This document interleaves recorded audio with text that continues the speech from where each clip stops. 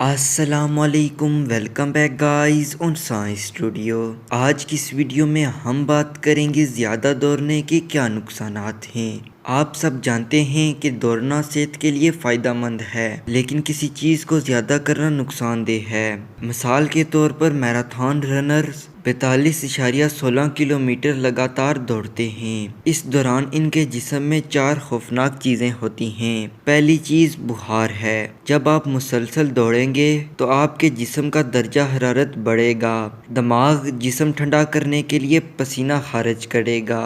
جسم سے نکلنے والے پانی کی کمی نہ پوری ہونے سے بخار ہو جائے گا۔ دوسری چیز ہائپوتھرمیا ہے۔ جب آپ مسلسل دوڑ کر ایک دم رک جائیں گے تو اس وقت آپ کا جسم گرم ہوگا۔ اگر موسم ٹھنڈا ہوا تو آپ بہت زیادہ ہیٹ کم وقت میں کھو دیں گے، جس سے ہائپوتھرمیا ہو سکتا ہے۔ اس سے بچنے کے لیے ریس کے بعد رنر کو کمبل میں لپیٹا جاتا ہے تاکہ ہیٹ آہستہ آہستہ ضائع ہو۔ تیسری چیز کڈنی کا ڈیمیج ہے۔ ایک چھوٹی سی اسٹڈی سے پتہ چلا ہے کہ میراتھن کے بعد 82% runners stage 1 acute kidney injury کا شکار ہوتے ہیں۔